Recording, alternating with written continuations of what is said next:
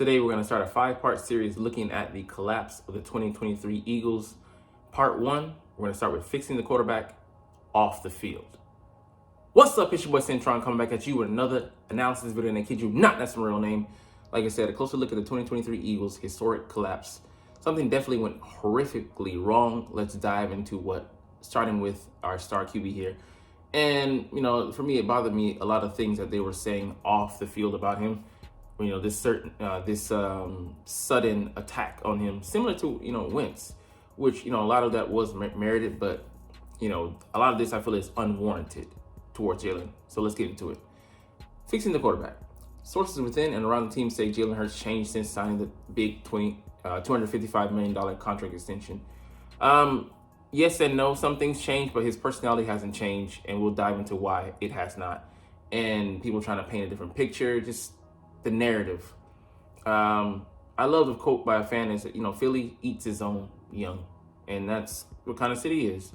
And, the fans and the media as well, spinning these narratives about him, just trying to sell, papers, in the old days, sell papers, and try to have someone to point the blame at. But when you point a finger at someone, you have 3 fingers pointing back at you.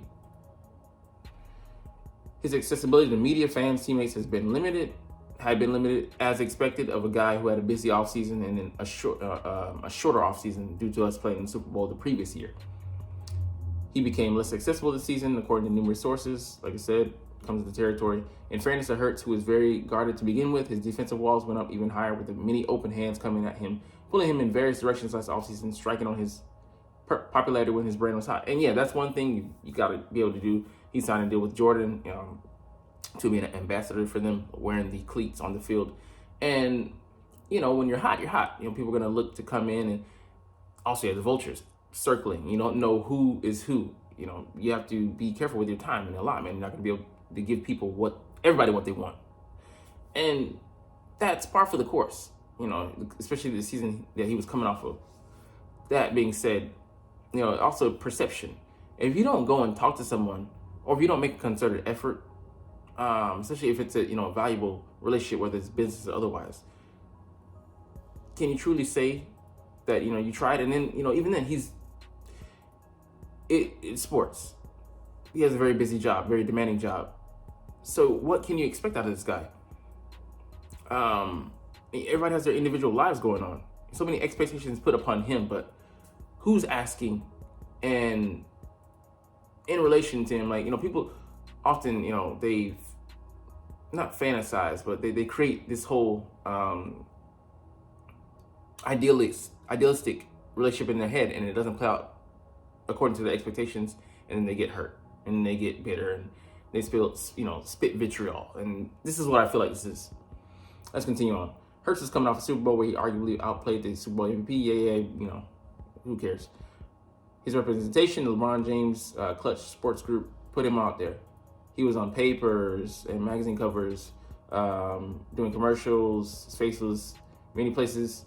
And yeah, he's a creature of routine. His schedule was altered. So that knocked him off of, anytime, you're so meticulous, like I, feel like he is, it's going to disturb your ability to be able to function. And yeah, that's, athletes are creatures of habit. They're used to a certain schedule, used to certain things. And yeah, that definitely affected him, on the field, as far as him, being able to be as prepared as he felt like he wanted to be for the season. And, but, striking while you're, the iron's hot, so to speak, when the brand is branding, it's booming, business is booming. That's an opportunity that you don't want to miss out on. But, I know given this offseason, he'll probably try to minimize some of those distractions that he sees, and again, he'll limit his time with people that, he's got to be able to focus on, for him, the main thing. According to those who know Hurts, he would have rather been wiping sweat from his face, throwing passes in Texas heat, than doing commercials and brand building. But he did change. And it was necessary to come into the territory. So I hate that. Just throwing that out there without due context. It's written in a way to draw the reader in, and but it has the negative connotation of not filling those gaps, and people are going to fill in those gaps with whatever speculation they come up with, and we're horrible at that because assuming makes an ass out of you and me when we do it. He can come across as aloof to begin with. Who cares? Right? Like, this is perception. Your perception, perception of the person may not fit. Like I say, don't meet your heroes. There's a reason why. You have this perception built up in your mind, and it ends up being it's torn to pieces or undercut or shredded because you should have never had that to begin with. Treat them like what? A person. Just like yourself. Don't deify them. And that's what we do with, sports athletes. It's just crazy. There are two versions of Jalen Hurts. No, there aren't. There's there's the one you know and the one you don't know. The one in the public season, the one behind closed doors, of course, with everybody. That the Eagles protect, as they try to do with Carson Wentz. The public, well, some of the fan base sees a leader. His teammates may not. Again, speculation. Sources close to it around the team say Hurts should have been a better leader and is capable of being a better leader. Of course, there's room for improvement. But I think his drive, he's never going to sit there and be cool, kiki, ha ha. He's always looking to, just stay focused and dialed in. And would that be him, his face doesn't change on the sidelines whether we're winning or losing. He might make a comment here or there. Even if some losing efforts, I see him make a comment here or there and talking to his teammates. Who the fuck cares, man? Media, you guys care about that. And petty players on the team who don't mean much. Like, if you're in his camp and you're saying that kind of stuff, he doesn't need you close to him in his circle to begin with. You're a snake, you're a leech. But fans, we don't need to be close. If I'm holding some kind of grudge against him because he wouldn't sign some memorabilia for me, or he wouldn't give me an ounce of his time after the game just to gaze into his loving eyes, who cares? As long as they're having the on-the-field success that I want, and they're winning championships, or having overall success, that's all the fuck that matters. My personal connection to someone shouldn't damage my image of them. Especially when there's someone that I don't even share the same world with. It's crazy, man. Sources close to and around the team say Hurts should have been. Yeah, okay, I read that. He shuts himself off from others and he defers to A.J. Brown. Again, approach him. And talk with him, deal with that. I do not feel like this is a Russell Wilson situation where he was setting himself apart from the team. He has a whole office, parking spaces, entourage allotted to him, and that's what the Broncos enabled him to have. He's not a diva by any standard, but he's a person. He has a great reputation among his teammates as a family guy and will hold himself and his teammates accountable. So, yeah, where's the problem? One source on the team described Hurts as a good dude. Sometimes does not realize that times he's acting like a prima donna expletive. Insert, probably. We'll use the word jerk. So how can he be in the same breath a good dude but then a jerk? Like, contradicting statements. Really, on the low, you are, jealous that you're not that player. You're number 48 on the roster or whatever. And if you're number 48 and I'm number 1, I greet you. Okay, cool. We dap up or whatever. But what space do we need to share for me to do my job effectively and you to do yours? None. If you're not one of my wide receivers, or my O-linemen, running backs, to what degree do we need to come into contact? These guys are letting personal feelings cloud their judgment on someone, or their opinion, and shape their opinion on someone. Multiple sources close to and inside the Eagles confirmed this. Again, there are Judases everywhere. It's not if, but how much? How much? How much? Teammates wanted to include him in functions. Hurts would wave them off. He's been described as detached, stoic, isolated, unapproachable. No, he's detached from wanting to, waste time doing things that are not focused on one. He has a life. Stoic. So, he's unfazed, he's not up nor down. Sounds like a guy that isn't, doesn't allow himself to be phased, can't allow himself to be phased by the daily comes and goings, and it's pretty steady. Isolated. I'm not part of his group, even though I want to be. Grow up, groupie. Unapproachable.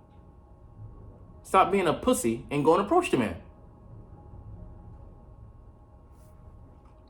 It was emphatically stated, according to numerous sources, that Hurts is not like the other guy, Carson Wentz, who was someone who would criticize, point the finger, wouldn't take accountability and such, and therefore, who felt threatened by Jalen Hurts being in the locker room. So, what is it that we're dealing with?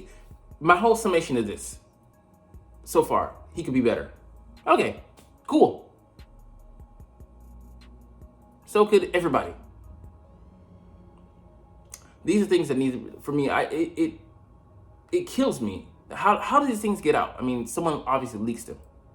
But I'm a very private person myself. I don't like these kind of stories getting out.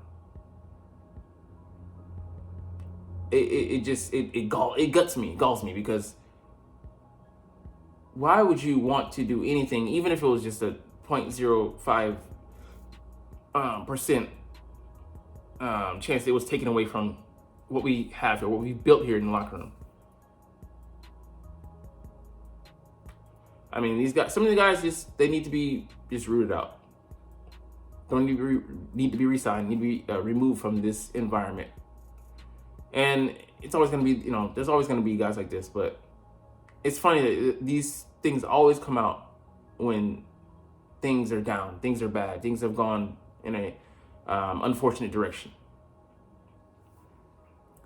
So he's not exactly Mr. Personality, but he's someone who will get up when he's knocked down, get up stronger, and he will do it on his own. Yeah. Sounds like a guy, who leads by example, and is strong. And if I'm going to follow somebody, I'm going to follow the strong. He won't ask for help. I don't know if that's a good or bad thing. Then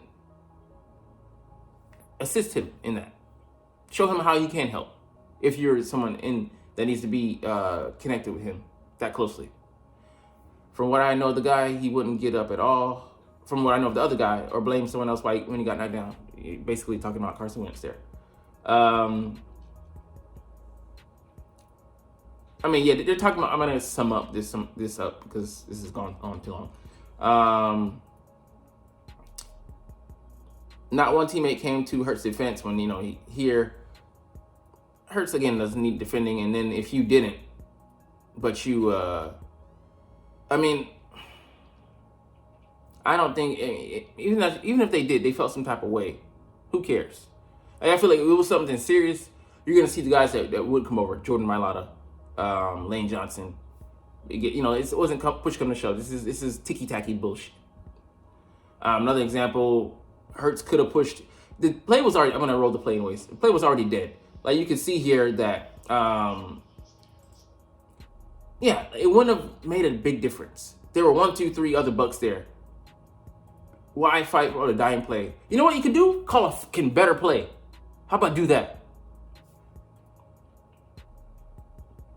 2 plays later, he was sacked, and no one goes to pick him up. And those moments apparently speak volumes about it. No.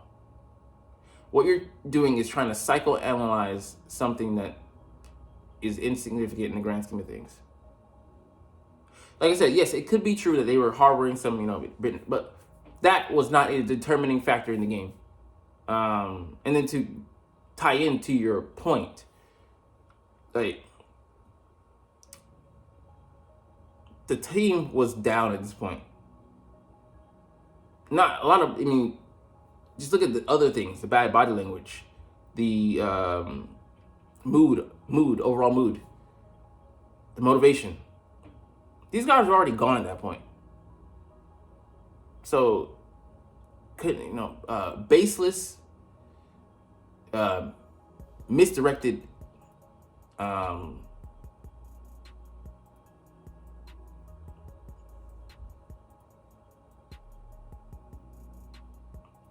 baseless, misdirected, nonsensical bullshit. There may be an underlying concern about trust. Will Hurts throw that block for yada yada yada?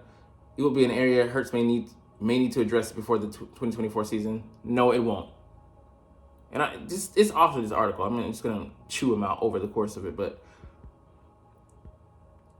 I hate this public perception of Jalen Hurts, where you want to doubly praise him when something goes right, but tear him down at the ready, have the knife proverbially at his throat the moment something goes wrong. I agree with top billing. You were never a supporter in the first place. You were a hater in hiding. So I don't want to hear, see, nor even share the same space with you bullshit, cockamamie, dumbass fans like that. Just get the fuck off the bandwagon. We don't do that shit here. You bleed green or you don't. Tired of the fucking Benedict Arnolds and traitors in our ranks. Get the fuck off, man. And all the other haters who love our team because they hate on us so much, thanks for the free rent. Thanks to that, we don't have to pay shit. Anyways, let's move on to another article. We're going to talk about 2 more topics and get out of here. So the Eagles in the 2024 draft do have some compensatory picks. I think we got 3 to 4. Let's look at them. So we got a 3rd round pick for Javon Hargrave, who went off to the 49ers. We got 1, 2, 3, 2 5s and a 6. So one of these was for, I believe this is for TJ Edwards, the 6th round pick. The 5th round pick is for Isaac Seumalo, who went off to the Panthers, the Steelers. Makes about $8 million a year, $24 million, 3-year deal. TJ Edwards got a 3-year, $19 million deal, and Andre Dillard went to the Titans for 3 years, $21 million. So those picks paying dividends for us here. So we'll have 10 picks in total. But I mean, Holly's shrewd about that. But how we use them, we also have the 2nd round pick. And then one and 2 of our own, and Wilson Deal's got some other picks. We'll see if this could be a 4th round, and that would be key for us having a pick in every round but the 7th. But we can probably swing that later. But on to the last topic here.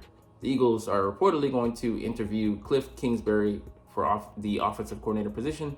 He used to be the head coach of the Arizona Cardinals, now with USC as a senior analyst, and his DVOA wasn't so great. 13th, 17th, 14th, 21st. I mean, last year was the worst. Even in the years where I think 2021 they had that that 10-1 start, something like that, or they finished up 10-6, something like that. But more of his creativity. I'm wondering, is he really that good? Because he wasn't much ballyhooed coming out of Texas Tech, even though he did work with Patrick Mahomes. We'll see, man. But what I don't want is another yes man and someone that has to purely acquiesce to Nick Sirianni's vision for the offense and delegate to his scheme, because we need someone who's going to come in and add something to it, or just scrap it and have their Nick Sirianni's offense be the add-ons to theirs, diametrically change it. So we'll see how things go. But anyways, we're gonna get out of here. We'll have a part 2 to this series of 5 tomorrow. But anyways, you're not even watching though, but it's all good because I love making these videos and I love watching, or rather talking about the Eagles. Anyways, like I said, we're gonna chunk deuces, but as always, it's fly Eagles fly, and let's motherfucking go. Like, comment, share. subscribe. Thanks for watching. Check me out at Cintron, Cintron Anime, Cintron Life, or Cintron Laughs, or other social media.